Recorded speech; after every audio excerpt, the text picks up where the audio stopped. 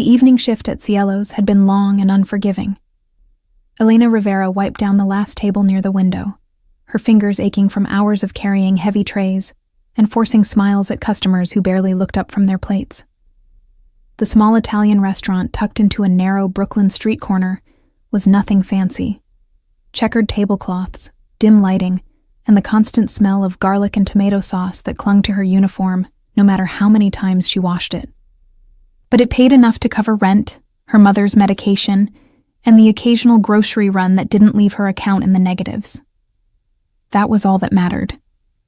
She had been working at Cielo's for just over 3 months now, ever since she'd walked in one desperate afternoon and begged the manager, Tony, for any opening. He'd taken one look at her worn-out sneakers and the determination in her eyes and hired her on the spot. No questions asked. She was grateful. The job wasn't glamorous, but it was hers, and in a city that chewed people up and spat them out without a second thought, that was something. Elena glanced at the clock above the bar. 10:45. 15 more minutes, and she could finally go home, peel off her shoes, and collapse into bed. Her feet throbbed with every step as she carried the last tray of dirty dishes back to the kitchen. The cook, an older man named Sal, who rarely spoke but always left her a plate of pasta at the end of her shift, nodded at her as she passed. She gave him a tired smile in return. The restaurant was nearly empty now. Just 2 tables left, a couple finishing their tiramisu in the corner, and an older gentleman nursing his 3rd glass of red wine at the bar. The night was winding down, and Elena felt herself relax just a little. Maybe tonight would end peacefully. Maybe she could walk home without looking over her shoulder. Maybe. The front door slammed open.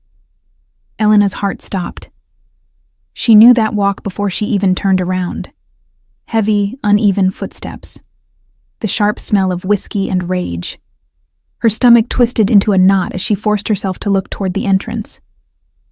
Ryan Blake stood in the doorway, his face flushed red, his shirt half untucked, and his eyes wild with a fury she had seen too many times before. He scanned the room like a predator searching for prey, and when his gaze landed on her, his mouth twisted into something between a sneer and a grin. "There you are," he slurred, his voice loud enough to make the couple in the corner glance up nervously. "You think you can just ignore me? Block my number? Act like I don't exist?" Elena's hands trembled as she set down the tray on the nearest table.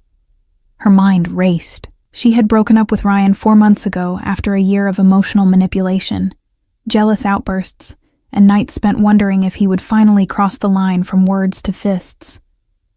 She had blocked his number, changed her routines, and even moved apartments to get away from him. But somehow, he always found her. "Ryan, please," she said quietly, trying to keep her voice steady. "You need to leave. I'm working." "Working?" He laughed bitterly and took a stumbling step forward. "You think I care? You owe me a conversation, Elena. You don't just walk away from me like I'm nothing." Tony emerged from the back, his apron still on, his expression tense. "Hey, buddy, you need to leave. Now." Ryan's eyes flicked toward Tony, then back to Elena. "Stay out of this, old man. This is between me and her." "There is no me and you anymore," Elena said, her voice shaking but firm. "We're done. I told you that. Please, just go." "Done?" Ryan's voice rose, echoing through the small space. "You don't get to decide that. You think you can just throw me away like trash? After everything I did for you?" The other customers were staring now, frozen in their seats. Elena felt the weight of their eyes on her, the shame and fear mixing into something hot and suffocating in her chest. She wanted to disappear. She wanted to run. But her legs wouldn't move. Ryan took another step closer, his fists clenched at his sides. "You're coming outside. We're gonna talk. Right now." "I'm not going anywhere with you," Elena said, her voice barely above a whisper. "Yes, you are." Before she could react, Ryan lunged forward and grabbed her by the arm, his fingers digging into her skin with a force that made her gasp. He yanked her toward the door, ignoring her protests, ignoring Tony's shouts, ignoring the couple at the corner table who scrambled out of their chairs in shock. "Let go of me!" Elena struggled, trying to pull away, but Ryan's grip only tightened. He dragged her across the floor, her feet scraping against the tiles as she tried to resist. "You're gonna listen to me whether you like it or not," Ryan hissed, his breath hot and sour against her face. The door swung open, and the cold night air hit her like a slap. Elena's heart pounded in her ears as Ryan pulled her onto the sidewalk, his hand still locked around her arm. She could hear Tony yelling behind them, could see the horrified faces of passers-by. But everything felt distant, muffled, like she was underwater. And then, from the shadows of the alley beside the restaurant, a voice cut through the chaos. "Let her go." It was calm, cold, and unmistakably commanding. Ryan froze. Elena's breath caught in her throat. Slowly, they both turned toward the source of the voice. A man stepped out from the darkness. Tall, broad-shouldered, dressed in an impeccably tailored dark suit that seemed to absorb the streetlight. His face was half-shadowed, but his eyes, sharp, dark, and utterly devoid of warmth, fixed on Ryan with the kind of intensity that made grown men confess to sins they hadn't committed. "I said," the man repeated, his voice dropping even lower, "let her go." Ryan's grip on Elena's arm loosened slightly, but he didn't release her. "Who the hell are you?" he spat, though his voice lacked the confidence it had inside. The man didn't answer.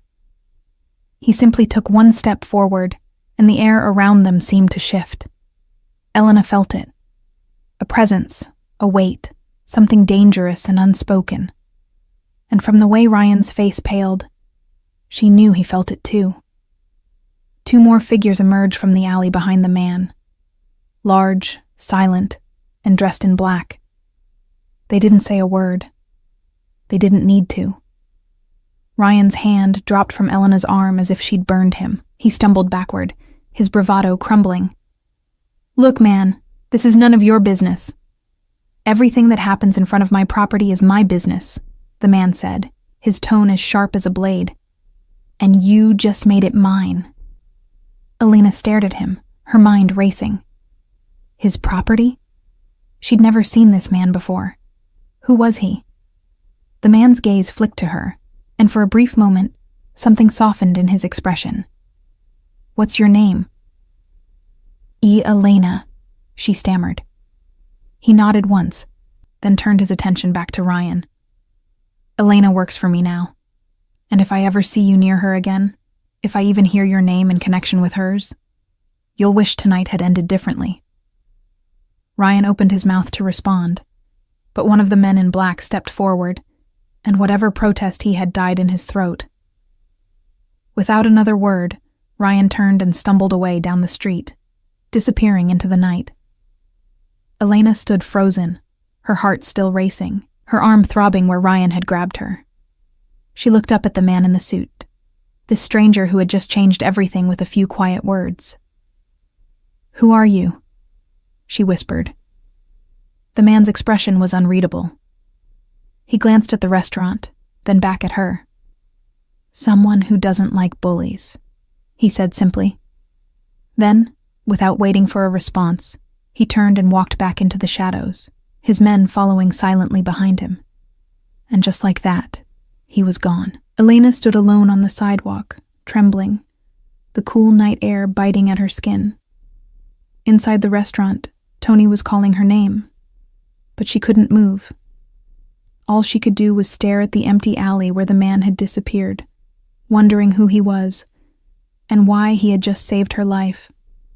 The next morning, Elena woke up with bruises on her arm and 1,000 questions in her mind. She had barely slept, replaying the events of the previous night over and over until they blurred together into a surreal, nightmarish loop. Ryan's grip, the stranger's voice, the way those two men had appeared from nowhere like ghosts. And that look, the one the stranger had given Ryan, cold and absolute, like a judge delivering a death sentence without raising his voice. She sat at the edge of her bed in her tiny studio apartment, staring at the purple marks blooming across her forearm. They were shaped like fingerprints, evidence. She should have gone to the police, filed a report, done something official and responsible. But what would she even say? That her ex-boyfriend had dragged her outside, and a mysterious man in a suit had made him leave. That she didn't even know the man's name, but somehow felt safer because of him than she had in months? No, the police wouldn't care. They never did. Instead, Elena got dressed, pulled on a long-sleeved shirt to cover the bruises, and headed to work. She needed the routine, needed the distraction, needed to feel like her life wasn't completely spinning out of control. When she arrived at Cielo's, the atmosphere was different. The usual morning prep was happening, Sal chopping vegetables in the back, the waitstaff setting tables. But there was a strange tension in the air. People were whispering, glancing at her. Tony pulled her aside the moment she walked through the door. "You okay, kid?"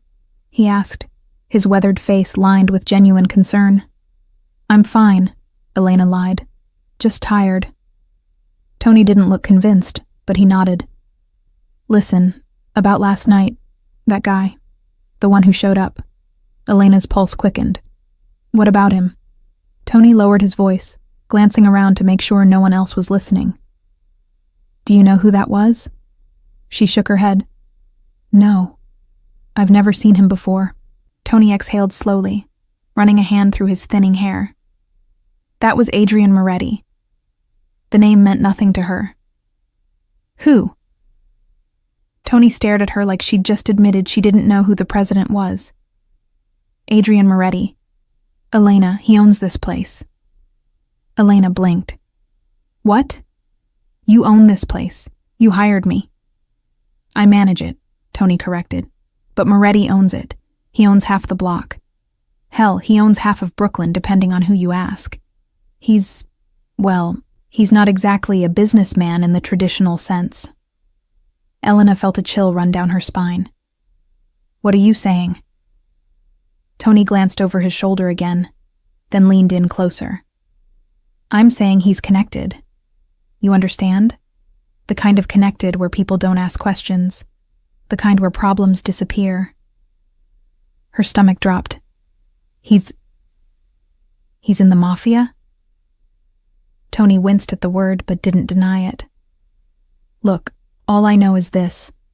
Moretti doesn't come around often. Maybe once or twice a year, and when he does, it's always unannounced. He likes to check on his investments quietly. Last night, he must have been in the alley for God knows what reason, and he saw what happened. And now," he trailed off, shaking his head. "Now you're on his radar." Elena didn't know whether to feel terrified or relieved. "What does that mean?" "It means be careful," Tony said seriously. "Moretti doesn't do anything without a reason. If he stepped in for you, it's because he decided you were worth protecting. But that comes with complications." Before Elena could respond, one of the other waitresses, Maria, poked her head into the hallway. "Tony, there's someone here to see Elena." Elena's heart skipped. "Who?" Maria's eyes were wide. "He didn't say, but he's upstairs." Upstairs, the second floor of the building next to the restaurant. Elena had never been up there. It was always locked, always off limits. She'd assumed it was storage, or maybe private offices for the owner, whoever that was. Or rather, whoever she now knew it to be. Tony gave her a long look. "Go. Don't keep him waiting." Elena's hands were shaking as she climbed the narrow staircase at the back of the building. Each step felt heavier than the last, her mind racing with possibilities. What did Adrian Moretti want with her? Was she in trouble? Was this some kind of test? Or worse? Was this the moment where she learned exactly what kind of man he really was? The door at the top of the stairs was slightly ajar. She hesitated, then knocked softly. "Come in." His voice was just as she remembered, low, calm, and carrying an authority that made disobedience seem impossible. Elena pushed the door open and stepped inside. The room was nothing like she expected. It wasn't some dark, smoky den filled with weapons and shadowy figures. It was an office. A beautiful one. Sleek wooden desk, leather chairs, floor-to-ceiling bookshelves, and a large window overlooking the street below. And sitting behind the desk, dressed in another perfectly tailored suit, was Adrian Moretti. He looked up as she entered, and for a moment, neither of them spoke. His eyes, dark, intense, unreadable, studied her with the same quiet focus he'd had the night before. But this time, there was something else there too. Curiosity, maybe, or calculation. "Sit," he said, gesturing to the chair across from him. Elena obeyed, her pulse hammering in her ears. She folded her hands in her lap to keep them from trembling. Adrian leaned back in his chair, his gaze never leaving hers. "How's your arm?" The question caught her off guard. "It's fine." Liar. His tone wasn't harsh, just matter of fact. "You're wearing long sleeves in the middle of summer. He hurt you." Elena swallowed hard. "It's just bruises. I've had worse." Something flickered across Adrian's face. Anger, maybe, or disgust. But it was gone as quickly as it appeared. "That's not acceptable." "I didn't ask for your help," Elena said quietly, then immediately regretted it.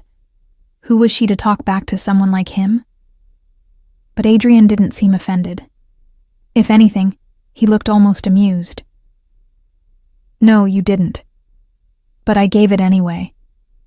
And now we need to discuss what happens next." "What do you mean?" Adrian steepled his fingers, his expression thoughtful. "Your ex-boyfriend is a problem. Men like him don't stop unless they're made to stop. Last night was a warning, but warnings don't always work." Elena's chest tightened. "What are you going to do to him?" "Nothing, unless he gives me a reason to." Adrian's tone was casual, almost indifferent. "But I don't trust him to stay away, which means you need protection." "I can't afford—" "I'm not asking you to pay for it," Adrian interrupted. "I'm offering you a job." Elena stared at him. "A job? I already work here." "Not as a waitress," Adrian said. "I need someone I can trust to manage the restaurant's finances, oversee the staff, handle the books, someone honest, someone who won't ask too many questions, but will tell me the truth when it matters." Elena's mind reeled. "Why me? You don't even know me." Adrian's gaze was steady. "I know enough. I know you work 3 shifts a week and send half your paycheck to your mother's nursing care. I know you've been late on rent twice, but never missed a day of work. I know you broke up with that piece of trash 4 months ago and have been looking over your shoulder ever since. And I know that last night when he grabbed you, you didn't scream. You fought." Elena's breath caught. He'd done his homework. He knew everything. "So," Adrian continued, his voice soft but firm, "do you want the job or not?" Elena looked at him. This dangerous, enigmatic man who had appeared out of nowhere and was now offering her something that felt too good to be true. But what choice did she have? Go back to waiting tables and hoping Ryan never showed up again? Live in fear for the rest of her life? "Yes," she whispered. "I'll take it." Adrian nodded once. "Good. You start tomorrow." And just like that, Elena Rivera's life changed forever. The first week of Elena's new position was a whirlwind of ledgers, supplier invoices, payroll sheets, and staff schedules. She'd expected the transition to be awkward, maybe even hostile. After all, she'd gone from pouring water and taking orders to managing the people she used to work alongside. But Adrian Moretti had a way of making sure his decisions were unquestioned. When Tony introduced her as the new administrative manager, no one dared to object. Not openly, anyway. Still, Elena could feel the weight of their stares, the whispers in the kitchen, the way conversation stopped when she entered a room. She wasn't naive. She knew what they thought, that she was Adrian's girl, his mistress, his pet project, that she'd slept her way into the position or somehow manipulated him into giving her special treatment. It stung, but she kept her head down and focused on the work. She had something to prove, and she was determined to prove it. The office Adrian had given her was small but functional, tucked into a corner of the second floor, with a window that overlooked the alley where everything had started.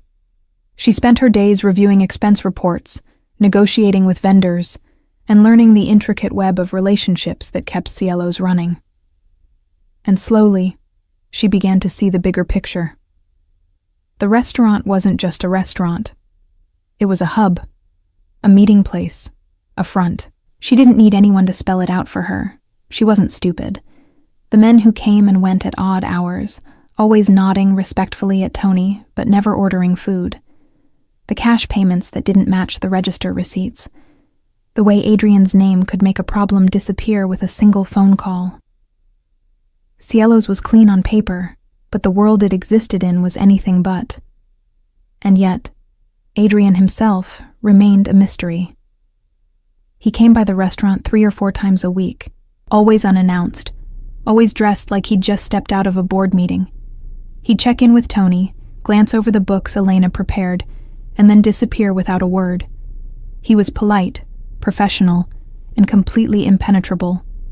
He never asked her about her personal life, never made small talk, never crossed the invisible line he'd drawn between them, until the day he found her crying in the office. It was late, nearly midnight. Elena had stayed behind to finish reconciling a particularly messy week of accounts, determined to get everything perfect before Adrian's next visit. She'd been so focused on the numbers that she didn't notice the time slipping away, didn't hear the door downstairs open and close, didn't realize she wasn't alone until she heard footsteps on the stairs. She looked up, startled, and quickly wiped her eyes with the back of her hand. But it was too late. Adrian stood in the doorway, his expression shifting from mild curiosity to something sharper. "What's wrong?" he asked, his voice quieter than usual. "Nothing," Elena lied, forcing a smile. "Just tired." Adrian didn't move. He stood there studying her with that unnerving intensity, and Elena felt her carefully constructed walls begin to crack. "My mom," she said finally, her voice breaking. "She's getting worse. The doctors say she needs a different medication, but the insurance won't cover it, and I don't know how I'm going to pay for it." She hated how weak she sounded, hated that she was crying in front of him, hated that she'd let her guard down. But Adrian didn't look disgusted or annoyed. He simply walked into the room, pulled a chair over, and sat down across from her.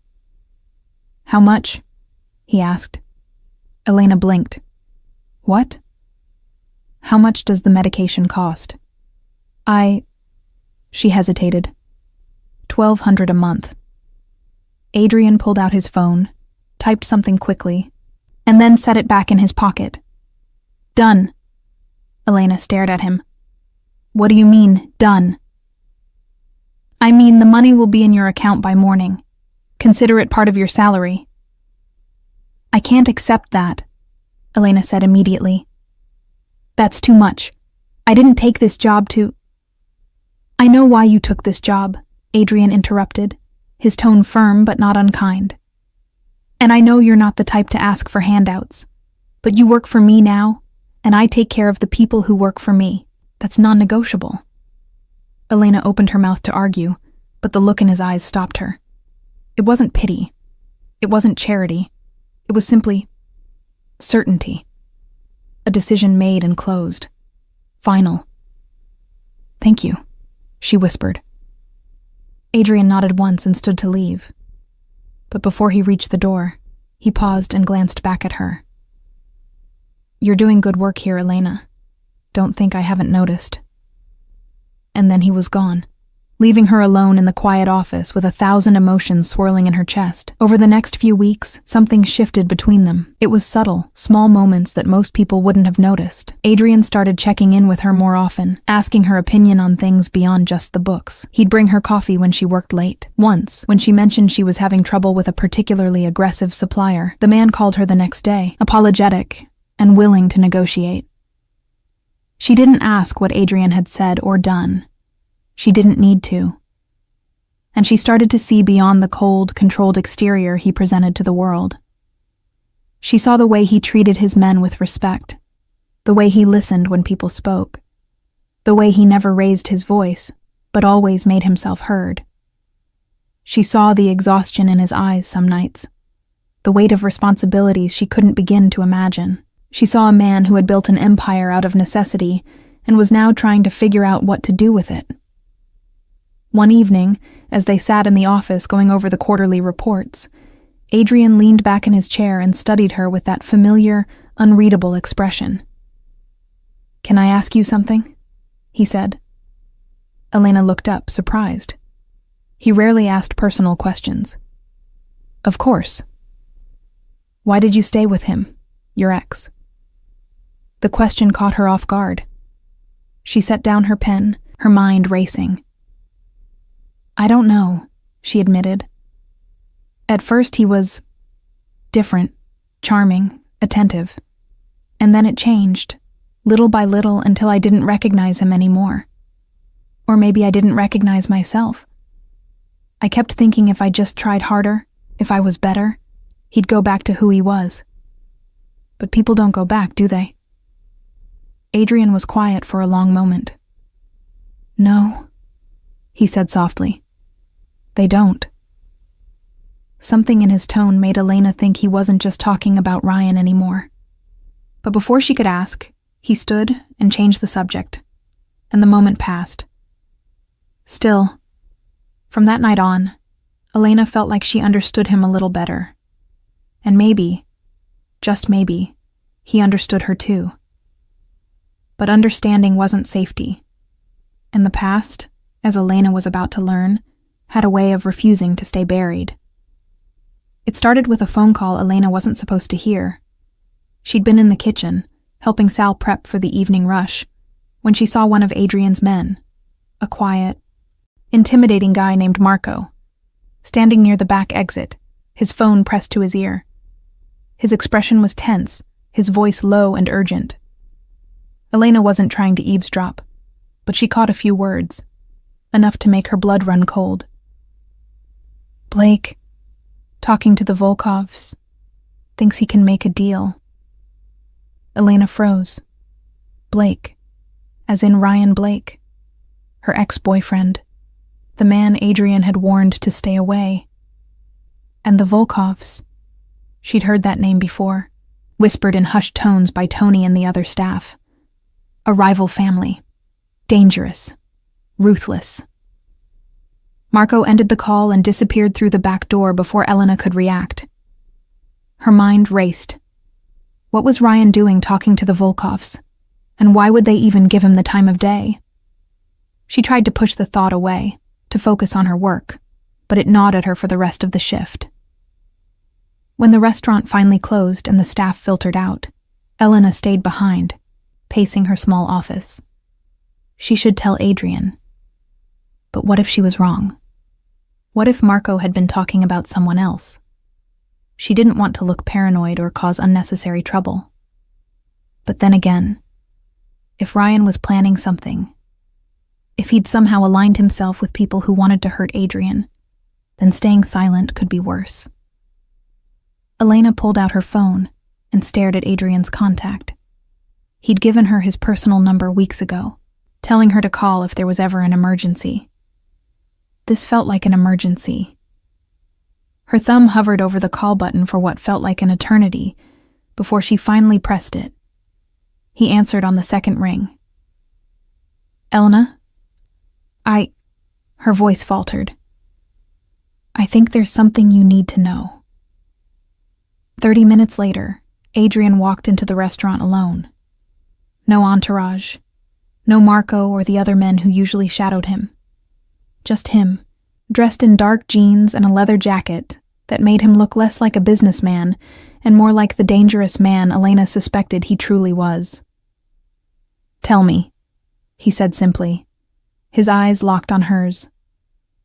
Elena explained what she'd overheard, every word, every detail. Adrian listened in silence, his expression unreadable. When she finished, he was quiet for a long moment, his jaw tight. "The Volkovs," he said finally, almost to himself. "Of course." "What does that mean?" Elena asked. "Why would Ryan go to them?" Adrian's gaze sharpened. "Because he's an idiot with a grudge, and no idea what he's walking into. The Volkovs have been looking for a way to undermine me for months. If your ex convinced them he could give them leverage, information, access, anything, they'd use him and throw him away the second he stopped being useful." Elena's stomach twisted. "What kind of leverage?" Adrian hesitated, then met her eyes. "You." The word hung in the air like a knife. Elena felt her breath catch. "Me? You work for me now. You have access to this place, to the books, to people. If Ryan convinced the Volkovs that you could be turned or taken, they'd see you as a weakness, a way to get to me." Elena's hands were shaking. "I would never." "I know," Adrian said firmly, "but they don't, and Ryan's betting on that." Elena felt a surge of anger rise in her chest, hot and fierce. "So what do we do?" Adrian studied her for a moment, something unreadable flickering in his eyes. "We? This isn't your fight, Elena." "Yes, it is," she shot back. "He dragged me into this the second he showed up here, the second he put his hands on me. I'm not running, not anymore." For the first time since she'd met him, Adrian smiled. It was small, barely there, but it was real. "All right," he said. "Then we make sure he regrets ever thinking he could use you against me." Over the next week, Elena became Adrian's silent partner in something she never imagined she'd be part of. He explained, carefully and without unnecessary details, that the Volkovs were planning something. A move against one of his shipments, maybe, or an attack on one of his properties. They didn't know exactly what yet, but they knew Ryan was involved. And if Ryan was involved, he'd need to communicate, to coordinate. That's where Elena came in. Adrian had one of his tech guys, a wiry kid named Danny who looked like he'd never seen sunlight, set up a program on Elena's phone. It monitored Ryan's social media, his emails, even his text messages. It was illegal as hell, but Elena didn't care. Ryan had forfeited his right to privacy the moment he'd grabbed her arm and dragged her into the street. For days, nothing. And then, late one night, Elena's phone buzzed. A new email. From Ryan, to an address she didn't recognize. The subject line was blank, but the message wasn't. "She's in. I can get her to slip up. Just give me time." Elena's blood ran cold. She screenshotted the email and immediately sent it to Adrian. His response came less than a minute later. "Stay where you are. I'm coming." 20 minutes later, Adrian was in her apartment, her small, cramped studio that she'd never expected him to see.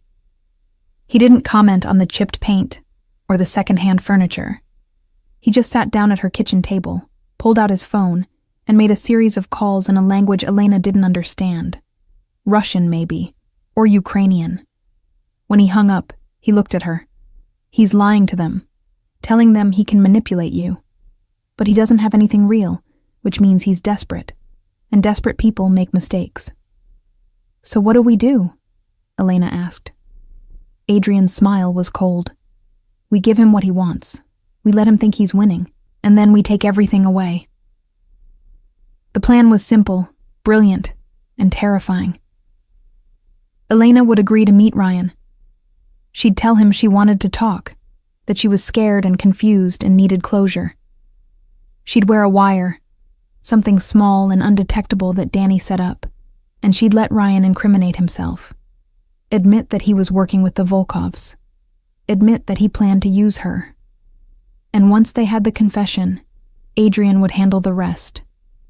Elena agreed without hesitation. She wasn't afraid anymore. She was furious. The meeting was set for a neutral location, a coffee shop in Midtown, public enough to seem safe. Elena sat at a corner table, her heart pounding, the tiny microphone taped under her collar.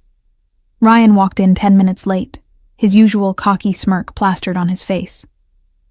"Hey, babe," he said, sliding into the seat across from her. "I knew you'd come around." Elena forced a smile. "I just want to understand what happened." "Why you've been doing this?" Ryan leaned back, confident. "You really want to know? Fine. You embarrassed me, Elena. You made me look weak, and then that psycho in the suit threatened me like I was nobody. So I found people who could do something about it. People who actually have power." "The Volkovs," Elena said quietly. Ryan's eyes lit up. "You know about them." "I know enough." "Then you know they're going to take Moretti down. And when they do, I'm going to be there to watch. Maybe I'll even get a front row seat to whatever they do to you for working with him." Elena's stomach turned, but she kept her voice steady. "And what do they want from me?" Ryan grinned. "Information, access, proof that Moretti's dirty. You're the key, babe. You just don't know it yet." That was all Adrian needed. 2 days later, Ryan Blake disappeared. Not violently, not publicly. He simply stopped existing. His social media went dark. His apartment was cleared out. And when Elena asked Adrian what happened, he simply said, "He won't bother you again." She didn't ask for details. She didn't want them. But the Volkovs were a different story. The fallout from Ryan's disappearance was swift and brutal, though not in the way Elena expected. She had imagined sirens, police questioning, maybe even reporters swarming the restaurant. But there was nothing. No investigation, no missing persons report. It was as if Ryan Blake had never existed at all. And in Adrian Moretti's world, Elena was beginning to understand that's exactly how these things worked. But the Volkovs didn't let it go so easily. 2 weeks after Ryan vanished, the tensions that had been simmering beneath the surface of Brooklyn's underworld began to boil over. It started small, shipments delayed, suppliers suddenly backing out of contracts, a fire at one of Adrian's warehouses that the fire marshal ruled accidental, but everyone knew wasn't. The Volkovs were sending a message. They knew Adrian had dealt with Ryan, and they weren't going to let it slide. Elena watched it all unfold from her small office at Cielo's, feeling like she was standing on the edge of a cliff. She'd helped expose Ryan. She'd been part of the plan that led to his downfall. And now, whether she liked it or not, she was part of the war that followed. Adrian kept her informed, but only to a point. He never gave her graphic details, never involved her in the actual operations, but he didn't hide the reality either. One night, after a particularly tense meeting with his inner circle, he stopped by her office and sat down across from her. His usual composure cracked just enough for her to see the exhaustion underneath. "You should go stay with your mother for a while," he said quietly, "until this is over." Elena shook her head. "No." "Elena." "I'm not running," she interrupted. "I told you that before. If the Volkovs want to come after me, then they'll have to do it while I'm standing right here. Besides, my mother needs round-the-clock care now. I can't just uproot her because things are getting dangerous." Adrian studied her for a long moment, his dark eyes searching hers. "You understand what you're risking. I understand that you've protected me when you didn't have to. I understand that you've given me a life I didn't think was possible, and I understand that running now would make me a coward." She held his gaze. "I'm not a coward." Something shifted in Adrian's expression. Respect, maybe, or admiration. "No," he said softly. "You're not." From that moment on, Elena was no longer just an employee. She was part of the inner circle, whether officially or not. Adrian started bringing her into strategy meetings, asking her opinion on things that had nothing to do with finances or restaurant management. She learned about territories and alliances, about debts owed and vendettas carried across generations. She learned that Adrian wasn't just trying to maintain his empire, he was trying to legitimize it, to transition away from the violence and chaos that had built his family's name and turn it into something clean, legal, sustainable. "My father built this world on fear," Adrian told her one night, his voice heavy with something Elena couldn't quite name. "And it worked. For a time. But fear only lasts as long as you're willing to keep hurting people. I'm tired of hurting people, Elena. I want to build something that doesn't require blood to survive." "Then why not just walk away?" Elena asked. "Sell everything. Start over somewhere else." Adrian's laugh was bitter. "You don't just walk away from this, not without consequences. The moment I show weakness, every rival family in the city will come for what's mine. The only way out is forward. Make the empire legitimate enough that no one can touch it without legal repercussions." "And Cielo's?" "Cielo's is the prototype. A real business. Clean books. Honest employees. If I can make it work here, I can make it work everywhere else." Elena understood then why he'd hired her. Why he'd chosen someone with no connections to his world. No loyalty except the one he'd earned. She was proof that his plan could work. That people could be trusted. That there was another way. But the Volkovs didn't care about Adrian's dreams of legitimacy. They cared about power. And they were getting bolder. The attack came on a Thursday night, just after closing. Elena was upstairs in her office finishing up payroll when she heard the crash. Glass shattering. Shouting. She ran to the window and looked down at the street below, her heart lurching into her throat. 4 men. Dressed in black. Baseball bats and crowbars. They were smashing the windows of Cielo's, tearing through the outdoor seating, spray painting the walls with Cyrillic letters Elena couldn't read, but knew meant nothing good. She grabbed her phone and called Adrian. He answered immediately. "They're here," she said, her voice shaking. "At the restaurant. They're destroying it." "Get out," Adrian said, his voice sharp. "Now. Use the back exit. Don't stop. Don't look back. Just run." But Elena couldn't run. Not when Sal was still in the kitchen. Not when Maria, who'd stayed late to help clean, was somewhere inside. Not when this place, this small, worn-down restaurant that had given her a second chance, was being torn apart. She hung up and ran downstairs. The front entrance was chaos. Broken glass, overturned tables, the smell of gasoline. One of the men saw her and grinned, raising his bat. "You Moretti's girl?" he asked in heavily accented English. Elena didn't answer. She grabbed a heavy frying pan from the kitchen counter and swung it at his head with everything she had. He went down hard, blood streaming from his temple. The other 3 turned, surprised, and for a split second, Elena realized what she'd just done. And then Marco and 3 other men burst through the back entrance, guns drawn. The Volkov thugs didn't stand a chance. Within seconds, they were on the ground, disarmed, begging for mercy in a language Elena didn't understand. Marco looked at her, his expression somewhere between impressed and horrified. "Boss is gonna kill you for not leaving." Elena was still holding the frying pan, her hands trembling. "He can get in line." Adrian arrived 15 minutes later, his face a mask of controlled fury. He took one look at the wreckage, then at Elena, then at the unconscious man at her feet. His jaw tightened. "Are you hurt?" he asked. "No." "Did you hit him?" "Yes."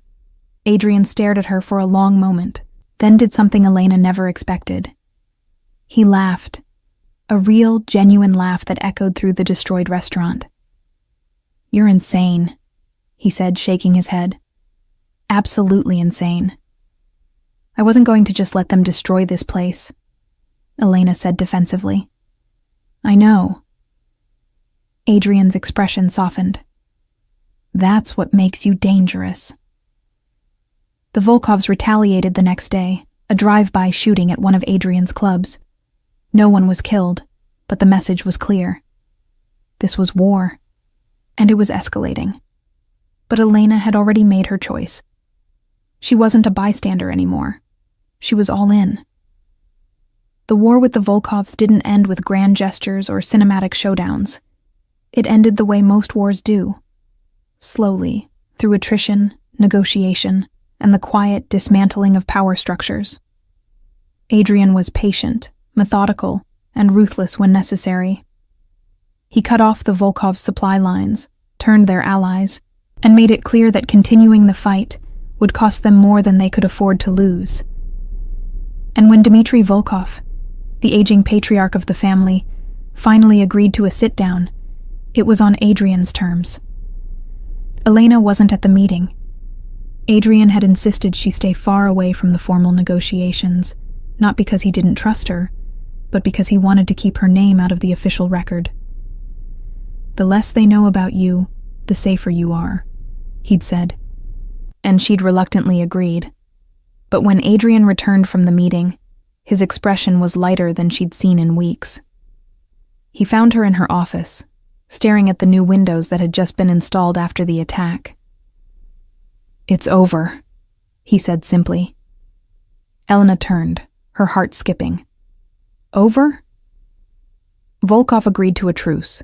We drew new territorial lines. They stay out of my businesses. I stay out of theirs. No more retaliation. No more bloodshed. Elena exhaled, a weight she didn't realize she'd been carrying lifting from her chest. And Ryan? Officially, he's a closed chapter. Volkov claimed he was a rogue operator they never fully trusted. Convenient for them, convenient for us. Elena nodded slowly. So what happens now? Adrian walked over to the window, looking down at the street below. The same street where he'd first intervened, where everything had started. Now, he said, we rebuild. Properly this time. Cielo's reopens. Bigger. Better. Legitimate in every sense of the word. And I'm making you a partner. Elena's eyes widened. What? You heard me. You've earned it. You've proven you're not just capable. You're essential. Cielo's wouldn't have survived without you. I wouldn't have survived without you. Elena felt tears prick her eyes, but she blinked them away. Adrian, Don't argue, he said with a small smile. I've already had the papers drawn up. You're a co-owner now. 50-50. This place is as much yours as it is mine. For a moment, Elena couldn't speak. She thought about the girl who'd walked into this restaurant 4 months ago, desperate and afraid, willing to do anything just to survive. And now she was standing here, being offered a future she'd never dared to dream of. Thank you, she whispered. Adrian turned to face her fully, his expression serious. I should be thanking you. You could have run 12 times. You could have stayed silent when you overheard Marco. You could have let those men destroy this place. But you didn't. You fought. And that's the kind of partner I need. Over the next 6 months, Cielo's transformed. The old checkered tablecloths were replaced with crisp white linens. The dim lighting gave way to elegant fixtures. The menu expanded, featuring high-end Italian cuisine crafted by a new head chef Adrian poached from a Michelin-starred restaurant in Manhattan. But despite the upgrades, the heart of the place remained the same. It was still a neighborhood spot. Still a place where people felt welcome. Still a place where Elena knew every regular by name. Adrian kept his promise. Every aspect of the business was legitimate now. The books were clean. The staff were paid fairly with full benefits. And when health inspectors or tax auditors came by, there was nothing to hide. Cielo's became the model for Adrian's broader plan, proof that he could build something that didn't rely on fear or violence to succeed. But more than that, the restaurant became a symbol. For Elena, it was proof that survival could turn into something beautiful, that the worst moments of her life could be the foundation for the best ones. And for Adrian, it was proof that change was possible, that a man could be defined by more than his past. Their relationship evolved too, though neither of them rushed to put a label on it. They worked side by side every day, their partnership built on trust and mutual respect. There were long nights spent going over expansion plans, quiet dinners after closing where they talked about everything except business, and small moments, a hand on her shoulder, a lingering glance, that suggested something deeper was growing between them. One evening, nearly a year after the attack, Elena stood at the entrance of Cielo's, watching the dining room buzz with life. Every table was full. Laughter and conversation filled the air. Sal was in the kitchen, training a new line cook. Maria was managing the front of house with confidence. And in the corner booth, Adrian sat with a group of investors, discussing plans to open a second location. He looked up and caught her eye, and for a moment, the rest of the room faded away. He excused himself from the table and walked over to her. "Proud of what we've built?" he asked. Elena smiled. "Yeah, I am." Adrian's expression softened. "I never thanked you properly, for that night in the alley, for staying, for everything." "You've thanked me plenty," Elena said. "You gave me a life, Adrian. A real one." "No," Adrian said quietly. "You gave yourself a life. I just made sure no one could take it away from you." They stood there in the doorway, the city alive around them, and Elena realized something she'd known for a while but hadn't put into words. She wasn't the same frightened girl Ryan had dragged into the street. She wasn't a victim anymore. She was a woman who had fought for her place in the world, and won. And standing beside her was a man who had seen her at her lowest, and chosen to lift her up instead of using her weakness against her.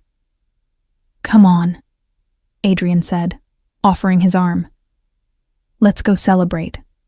I hear the food here is incredible." Elena laughed and took his arm, and together they walked back into Cielo's. Not as boss and employee, not as savior and saved, but as partners, equals, two people who had found each other in the darkness and built something worth protecting in the light. And as they sat down at their usual table, Elena glanced out the window one last time, at the alley where it all began, where a dangerous man had said two simple words that changed everything. Let her go. He had, and in doing so, he'd set them both free. The months that followed the grand reopening of Cielo's brought changes neither Elena nor Adrian had anticipated. The restaurant became more than just a successful business. It became a gathering place, a community cornerstone, a symbol of what could happen when people refused to let their past define their future. Food critics from Manhattan made the trek to Brooklyn, writing glowing reviews about the authentic cuisine and warm atmosphere. Local families celebrated birthdays and anniversaries there. Young couples had first dates at the corner tables, and through it all, Elena and Adrian watched their creation thrive. But success brought its own challenges. With legitimacy came scrutiny. Tax auditors, health inspectors, liquor board officials, everyone wanted to make sure the former mob-owned establishment was playing by the rules. And it was. Every single rule. Adrian had made certain of that.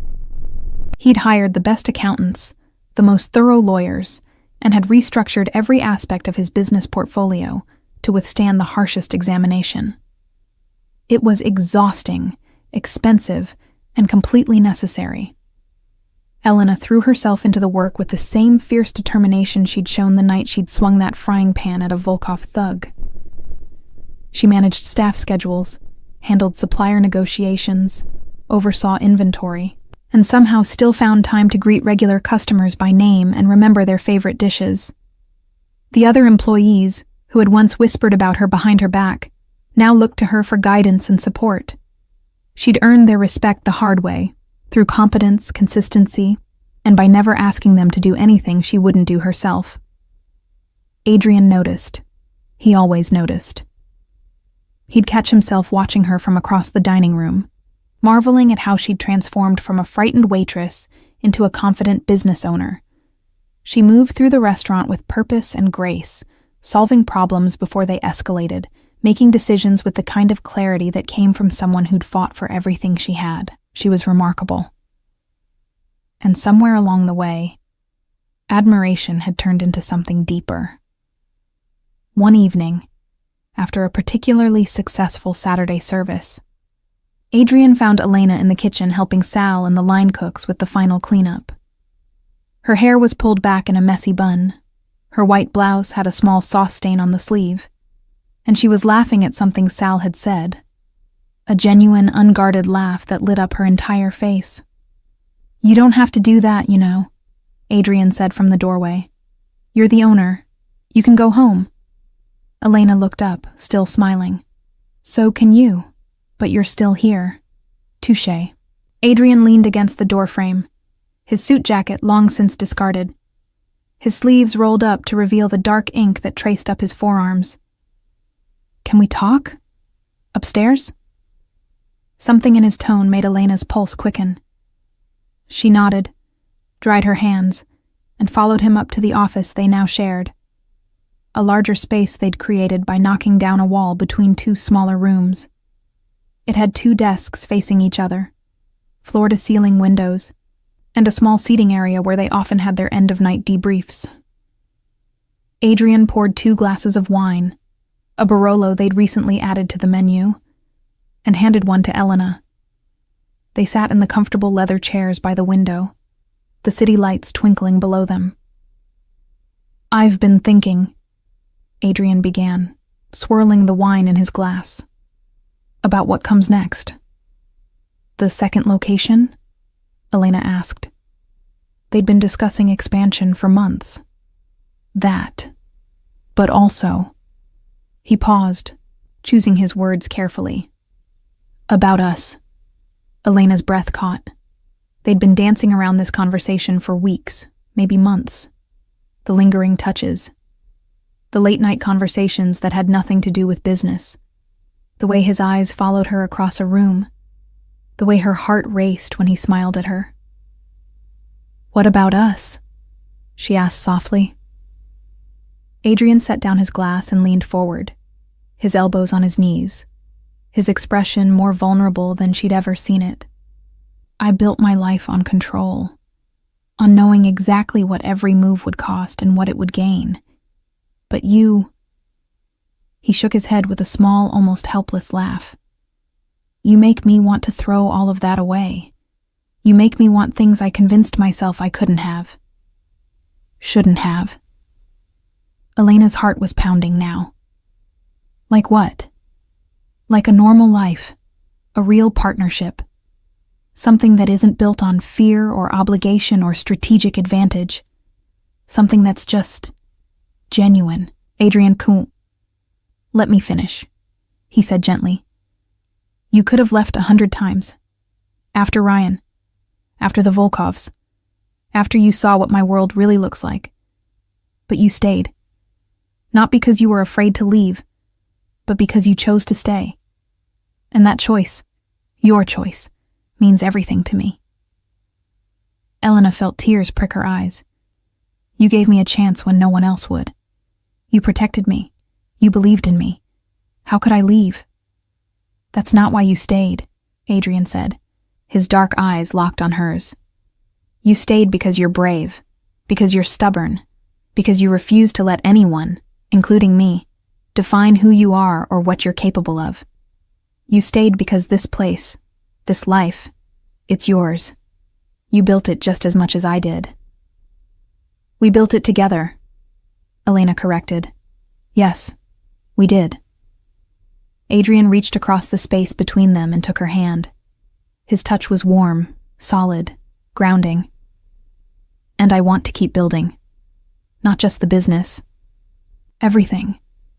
With you. If you want that too." Elena looked at their joined hands, then up at his face.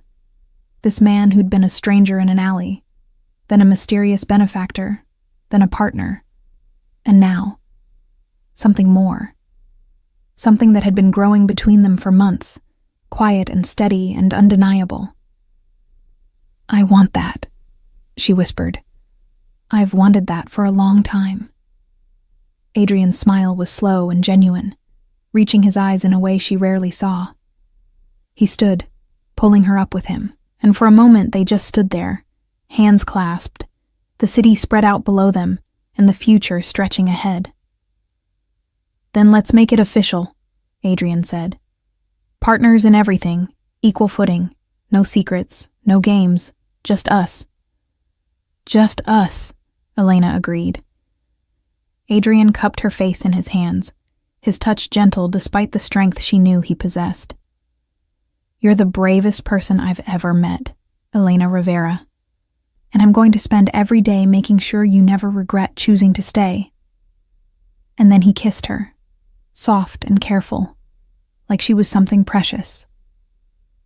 Elena's hands came up to rest on his chest, feeling the steady beat of his heart beneath her palms, feeling the warmth of him, the reality of this moment she'd been too afraid to hope for.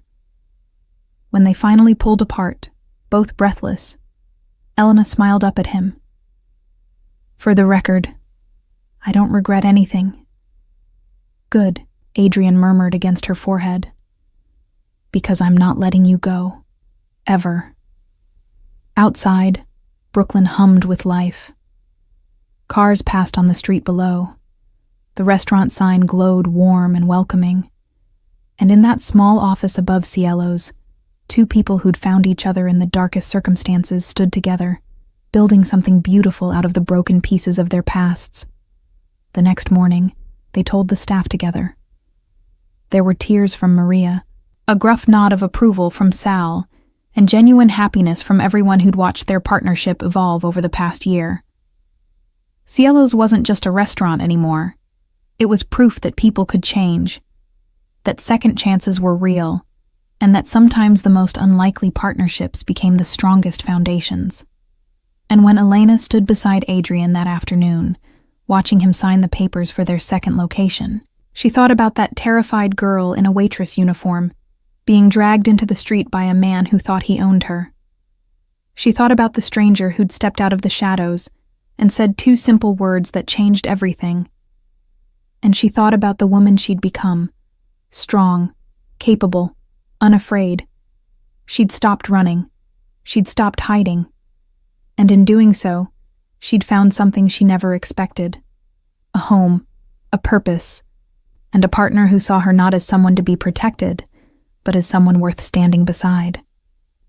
The alley where it all began was just a few feet away, visible through the restaurant's new windows. Sometimes Elena would glance at it and remember, but mostly, she looked forward, at the dining room full of life, at the staff who'd become family, at the man who'd given her a chance to prove who she really was. And every single day, she proved it.